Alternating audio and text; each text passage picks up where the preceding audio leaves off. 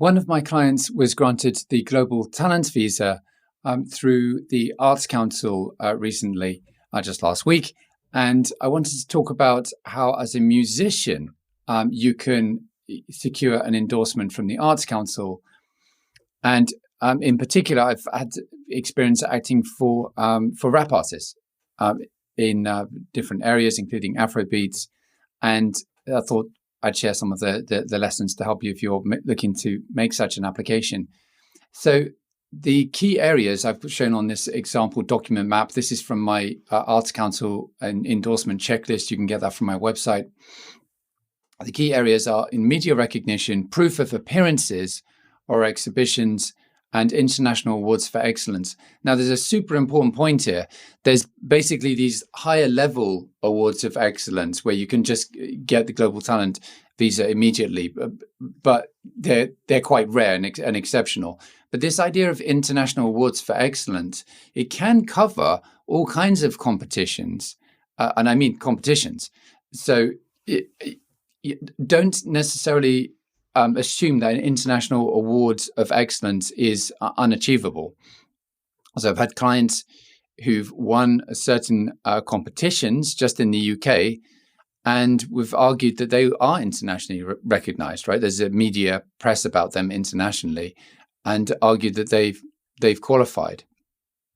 Now, the points that tend to come up in terms of media recognition and proof of appearances is being for the proof of appearances or exhibitions. I've said here, let's say we're talking about rap artists, musicians, it's usually going to be proof of appearance. You've got to show that you've actually been paid. And some of these events, particularly if you're early in your career, they don't necessarily involve being paid, or you might take payment in kind in some other form. So make sure you have at least 3 events, I would say, where you've actually been paid to appear. And in terms of the media recognition, that links in nicely with doing a competition, whether it's specific to rap artists or to vocalists, but it might not necessarily be that high profile. I mean, there's no requirement that it be particularly high profile. But if you do a competition, you win it, and then there's something in the press about that, then that's fantastic. Now, on media recognition, the pain point tends to be if you're doing self-promotion, because if you've basically paid an agency to generate press about you, and then that's normally evident from that press attention. It's normally evident it's some kind of promotional article. Whereas if it arises organically, maybe as a result of an appearance or of you winning a competition or becoming a finalist in a competition, then that's a nice way of showing that it's arisen organically rather than through something which you've engineered, a bit of media recognition that you or your agent has engineered in some way. So this is usually the way that I'd structure it. Now, international awards for excellence, right? You normally only have one of them.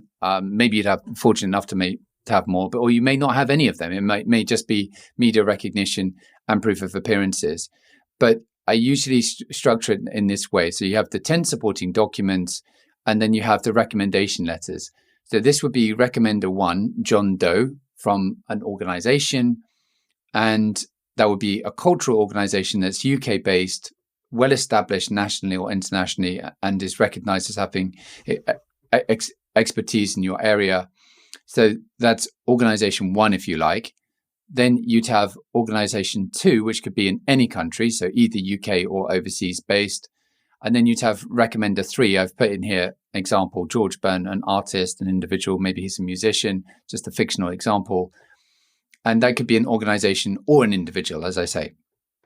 So this could be from another cultural organization or from an eminent individual recognized with expertise in your area. And then the other elements are the Arts Council application itself, your artist CV, and your LinkedIn profile. Make sure that your artist's LinkedIn profile is up as opposed to any one you've got for any side job that you might have.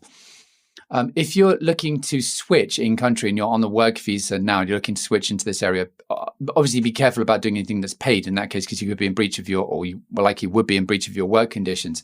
There's nothing stopping you from doing a competition where you're not earning any money and you're doing it outside of your work hours. So yeah, very happy to help you. If you are a musician or artist and you want assistance with an application, feel free to get in touch. You can get me on my consultation service just below. Bye for now.